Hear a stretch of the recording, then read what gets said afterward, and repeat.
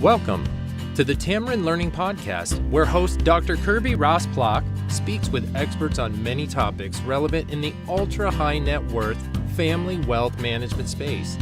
Kirby is author of several books, including The Complete Family Office Handbook, and shares her expertise consulting with families and family offices.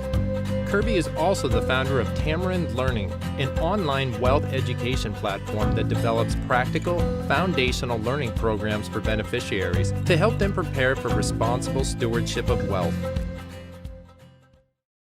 Welcome to the Tamarind Learning Podcast. I'm your host, Dr. Kirby Ross-Plock, and today we're talking about family office culture and identity with Jill Barber. Jill Barber is the president of CYMI Holdings, which provides wealth advisory services to each member of the Mattil family. Jill joined CYMI in 1999, just prior to the sale of the IAMS company to Procter & Gamble. And Jill is a respected executive in the family office community, both in the United States and around the world, and is often invited to share best practices and insights on business continuity, risk management, strategic planning, family office structuring, among many other topics. She began her career at Arthur Andersen in 1996 and advanced quickly to a tax manager position specializing in S corporations and partnership tax accounting. For more than 2 decades, Jill has been a trusted advisor to the 3 generations of the Mattil family. She's a CPA. She's also a certified private wealth advisor, and she graduated magna cum laude from Wright State University with a bachelor's in accounting and finance. So we are thrilled to have Jill here today because family office culture and identity is a topic that is fresh and unique and interesting, but I'm sure we're going to get some great insights from you today, Jill, on just what does that mean?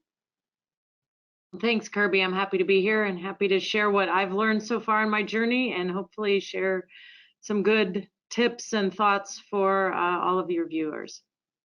Fantastic. So maybe, Jill, you can just jump in and tell us a little bit more about why we should care about family office culture and identity. What does that mean to you?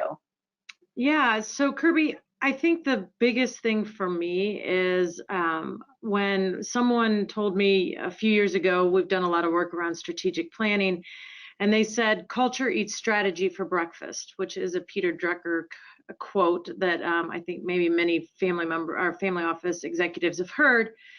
And I said, well, I don't know what that means. And so went on an exploration of that comment and really discovered that, we spent a lot of time trying to figure out what the next steps were for the office, what services we should provide, how we should do that, how to create a full service family office for the family we work for.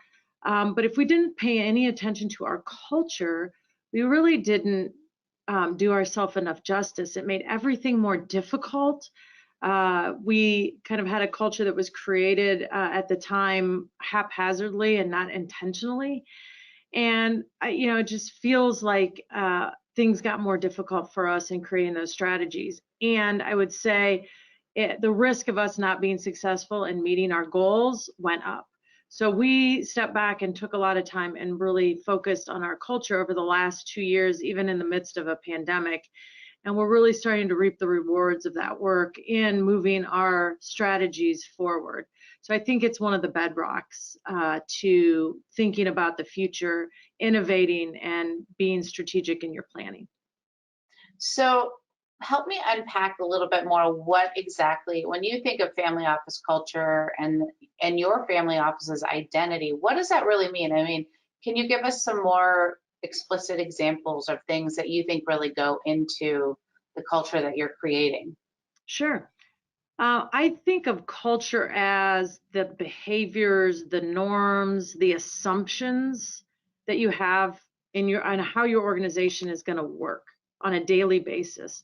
So for instance, a real maybe benign thinking thing is, so we all have offices in our organization. I'm in my office now.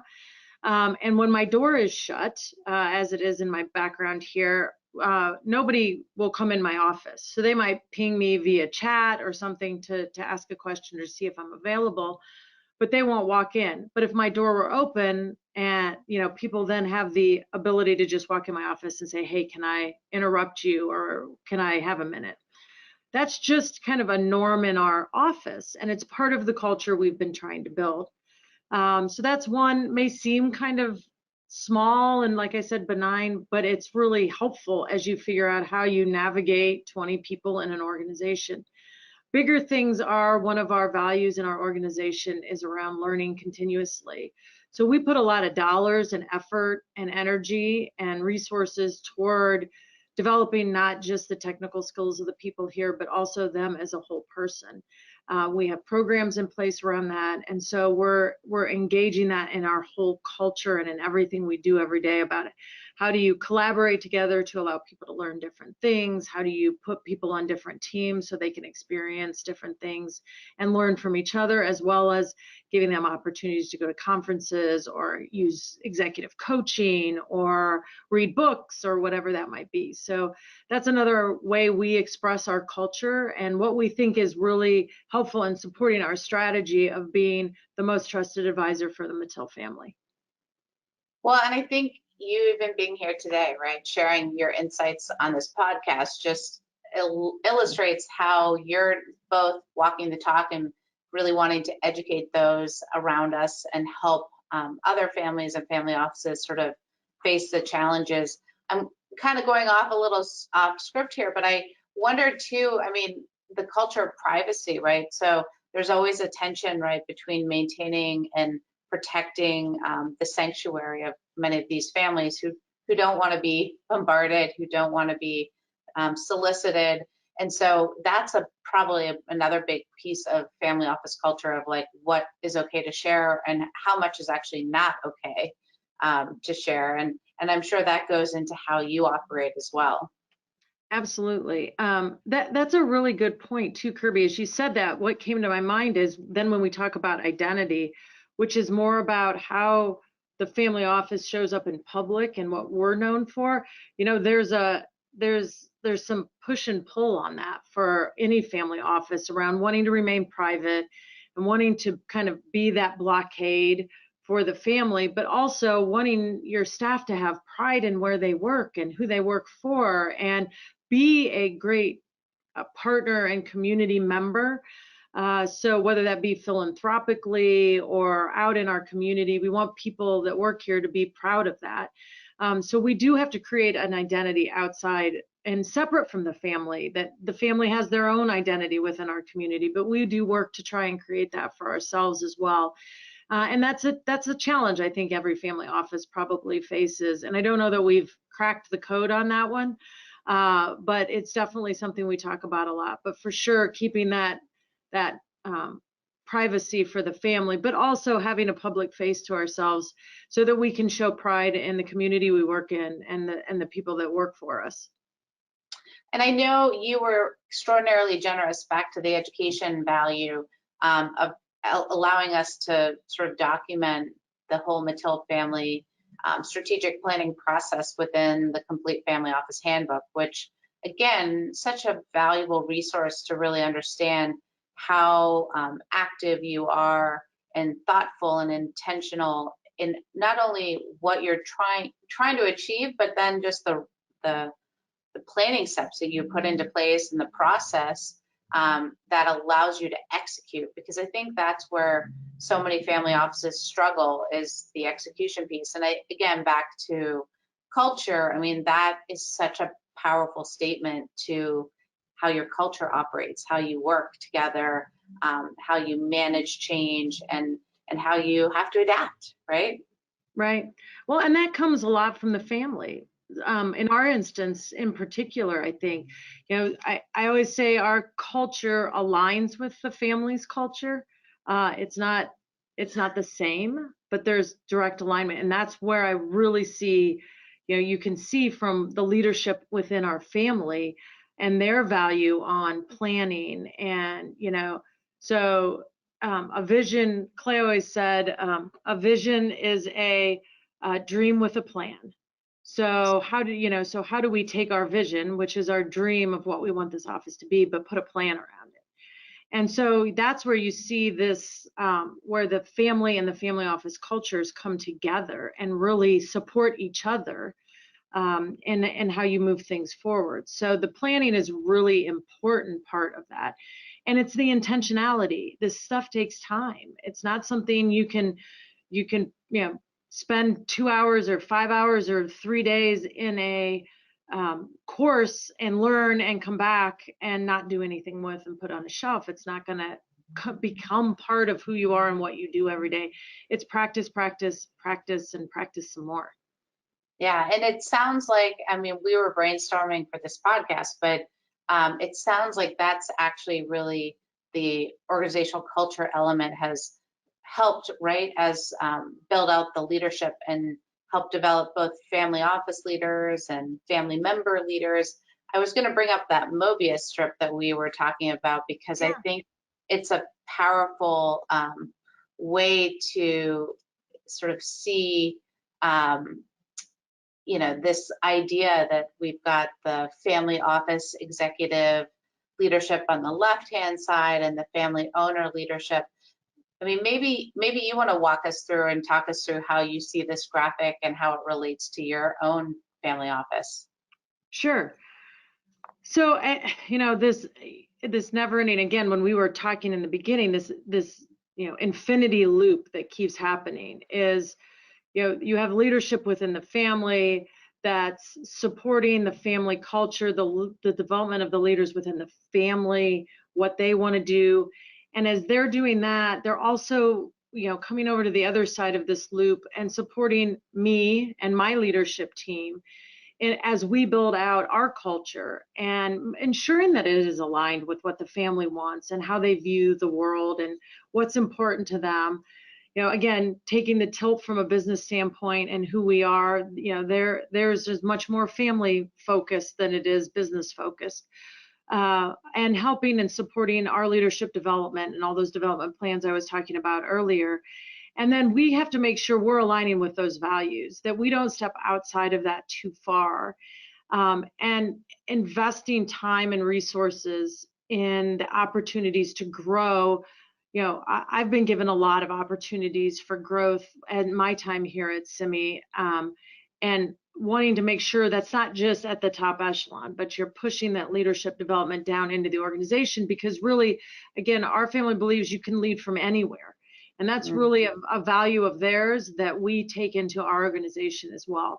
So it's knowledge and skill building. It's giving opportunities for individual growth. You see at the bottom, we talk about preparing the next generation, whether that be within the family or within the family office, and really fostering, ours is more culture and theirs maybe you might see more as values or beliefs. A lot of families use those versus using a family culture, using that word, but they kind of align when you talk about it from a business standpoint. What are the norms? What are the expectations of the family? And so we're helping support theirs, they're helping support us as we're learning skills, and as they're learning skills, both as a family and as a family office. Those, because we're so close as an organization and a family, we see those and we're like, oh, well, they're starting to talk about, family dynamics. How do we bring that into our organization? We start talking about how to frame conversations and how do they bring that into the conversations that are happening with the family. So it becomes this all ships rising kind of situation where we're all learning from each other, and that close nature of the relationships allows that to happen, and be really supportive. And if that's not happening, you feel it, you notice it in a day-to-day, and you hit some bumps under the carpet when that happens. But it sounds like you have a really inclusive culture, so that even when you hit those bumps, you have ways of addressing differences, or if there's any sort of potential for conflict, you can diffuse it so before it continues to separate. And absolutely.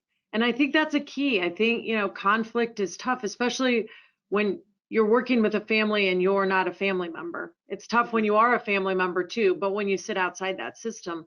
But one of the things we can do is really help to normalize some of those kind of conversations, right?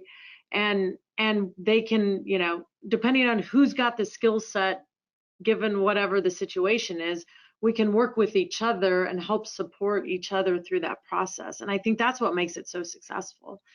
And so important is that, again, all ships rise. The family can see this in a different way through people they really trust.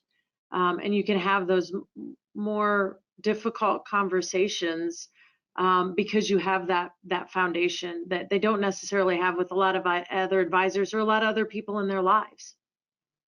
And I love too how the Mobius strip, this family office culture infinity loop, also sort of illustrates that you can model and provide behaviors that now have positive effects and implications potentially for behavior within the family and vice versa. Yes. And that, I mean, you were talking to me too about, we just don't think about succession about promoting like the most senior person, right? But really promoting leadership opportunities. I love that statement because I think it's just a powerful reinforcement of the continual learning mandate, right? Continuing to rise, continuing to move forward, kind of knowing that nobody's exactly stuck or pegged in any one place if everyone's growing. Right.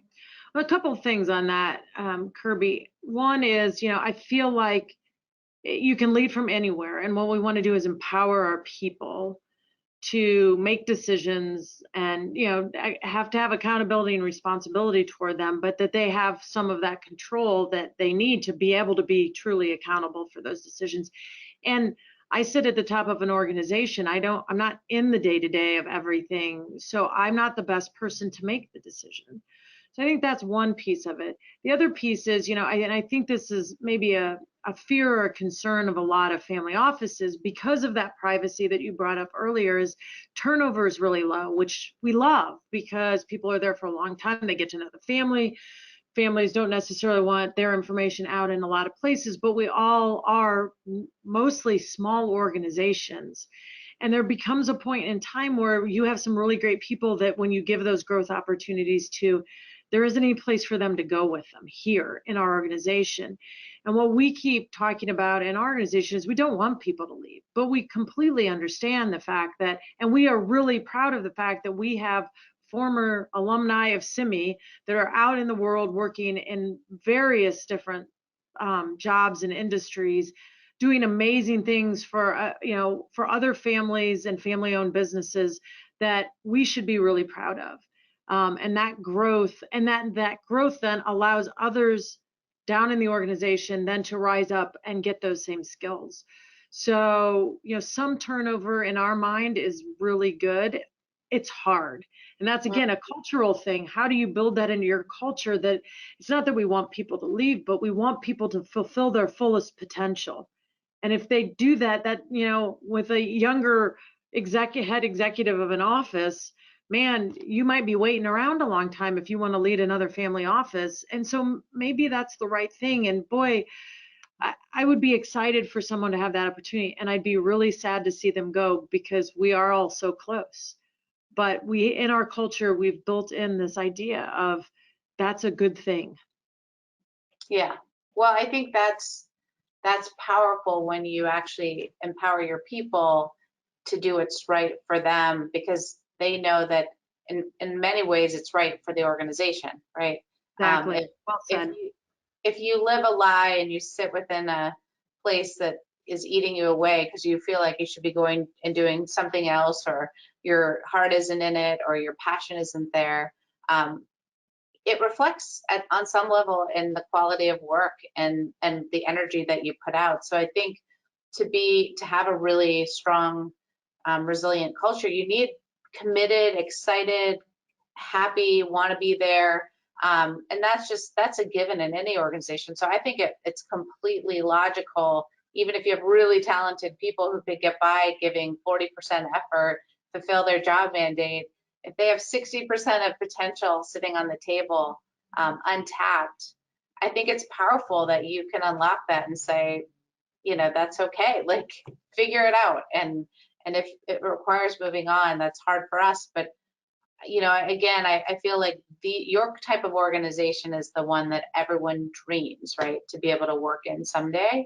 And it took a lot of intention and time and effort to create that culture. I mean, maybe you can give us some other examples of where you find nuggets of culture that emerge from activities or how you approach things or how you operate. So it's interesting, again, as you were talking, the first thing I thought about was the one we don't have solved yet, which I think we're in the process of figuring out, is this new flexible virtual world, right? We're in an organization right now where probably the last person that entered our organization has been here at least 5 years. So it's really easy. We all know each other. The relationships are strong. So we didn't skip a beat when COVID hit. So how do you do that when we've got 2 open positions right now that we're trying to bring into the organization?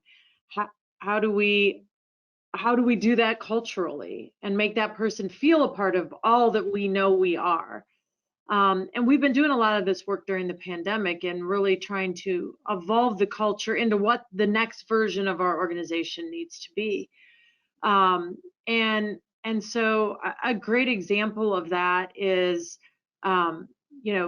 how we started doing what we call coffee breaks. So we have our staff meetings, and we have a weekly quick check-in staff meeting, and then we do a longer monthly one, and we're doing these 15-minute coffee breaks where we're actually putting people out in Zoom breakout rooms and allowing them to just talk about whatever. And not work, usually not with people you work every day with, because we really see those people a lot and are more connected to them. Because one of the values within our organization is to care personally, that, we care about the whole person. We want you to share. We want to know when things aren't going well for you in your personal life, or when you're having a down day, or we want to be able to tell those things so we can not to stay away from you, but to support you through it. I was just actually talking today with interestingly, with one of our staff people whose sister is having a really tough time, and she's been helping her. And, she got a little emotional and vulnerable over lunch, just talking about how things were going. And she just apologized profusely about doing that. And I just said, you need to stop. I said, this is what we want. We want to be here to help you. We want to be able to listen to you and support you. And, we talked about our employee assistance program, and maybe she wanted to tap into that just to get some emotional support through this time, and what resources could we bring to bear. And so we want to be there for the whole person. I think that's a great example of our culture. We're collaborative. So, us being away, what we've missed is what happens when you walk out of a meeting, or when you go to get a cup of coffee in the morning, and that spontaneous collaboration that just happens because you're like, hey, I was thinking, as you're walking out of a meeting from something else. And so we've realized we were missing that, and trying to create opportunities to bring that back. So how do you not lose that? So at the end of meetings, I just stay on, and I'm around for another 15 minutes if anybody wants to chat or talk or whatever after a meeting. So doing things like that to try and reconnect the collaboration piece of it, that's a little more spontaneous. Those are great examples of things. I'm trying to think. I think one of the other things that we are talking about, so conflict, we talk in our organization about challenging people respectfully. So making it about the issue and not the person. Yeah. And putting language to that, which is a really important thing. So how do you create a common language about how you have a conversation like that? So if I use certain words, like it's not about you, Kirby, it's about the issue. Like, I can say that to people in my organization, and they, when I see somebody getting a little flustered, like it's somehow a personal attack. And if you have that common language that everyone knows, kind of like my door's shut, send me a chat, my door's open, you can come in. So it's, how do you create those norms where people kind of know how that works. The greatest, so we have an individual who came a few years ago, and he came in and he said, so this is my understanding about doors in this organization. Am I right? And I was like, you're right. And that was so great that someone else in the organization could explain it in a way he really understood it. And that's what, I don't know that we're completely there yet, but that's what I would hope for our organization, is that a new person comes in and someone can explain our organization by those behaviors. And that aligns with what we say and put on the walls. The other thing I would say is that you should compensate for those behaviors, right? So we're revamping all of our incentive comp to put more of these kind of things in. There's a technical component to it as well, but how are you supporting the culture of the organization and moving it forward and not working against it, which again, I think works against then you being able to be successful in meeting your strategy.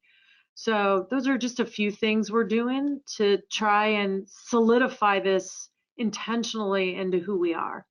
I love it. It's so powerful, and it provides so many great insights to little things, right? Little things you can do to start moving the needle and defining and actually putting meat on the bones of a family office's culture, which is going to solidify, for the people who work there, but also how they can show up and, as you said, to the community about what that identity means to them, but also what it can mean to the community at large. As we wrap up here, are there any sort of takeaways or things that you want to reinforce about what family office executives or owners looking for guidance on developing strong family office culture might want to think about? Yeah. So, I really reflected on this question when you gave it to me earlier. And I think it gets back to something we talked about a little earlier, and it's this idea of empowerment. So if I'm empowering all the people below me, if we're hiring really good people, you empower them to do the jobs you hired them for. These families are able, and I know many of them, they're hiring the best of the bunch. So give them the autonomy and give them the box they're playing in, but then let them play there. If you allow that to happen, then your upper leadership, your leadership team, your president, your top executives can really focus on this. And that opens up so much potential around innovation, and that empowerment will create great ideas that 2 people or 5 people on a leadership team won't necessarily think about because they're not in it every day. So I would say that empowerment is really important to that. The other thing is coaching, mentoring, and that is external, but that's also internal. So how do you create a culture that's about mentoring? And I'm doing a good job. I'm exceeding expectations when the people below me and around me are doing the same. Mm-hmm. So if I can support the whole organization wherever I sit in it, in that development and teaching someone, a tax, staff person can teach an investment CIO something about tax. That happens. Like I learn a lot about IT when I sit and talk to our IT manager. So how do it's not cross-functionally learning their jobs, but you can just learn more every day. And how do you build that in? And then that gives the leaders the time to spend on walking that walk and talking that talk every day, which is what I spend a lot of my time doing now, is really trying to make the connection back to the culture and making sure that we're moving that strategy forward, and there's nothing blocking the success of it. And the family is the key to that. Family is a real key to that, and supporting that. Our family supports this endeavor 100%, which then gives me the empowerment and the freedom to do what I need to do to make it successful. That's fantastic. Jill, I am so grateful for having you here today, sharing your insights and your wisdom. There's so much more in the Complete Family Office Handbook with that strategic planning case study that was just brilliant. It's a great addition to this second edition book. I just want to thank you for giving us your time, sharing more about CYMI, digging into family office culture, and I really know that the continued success and build out will just follow as as you hold on to these core values and put them into practice every single day. So again, thank you so much for being here today on the Tamarind Learning Podcast. Kirby Rossbach, your host. And I look forward to many more, hopefully, podcasts and opportunities to work with you. Thank you very much. Thank you for doing these. These are really important for the family office community. It's my pleasure.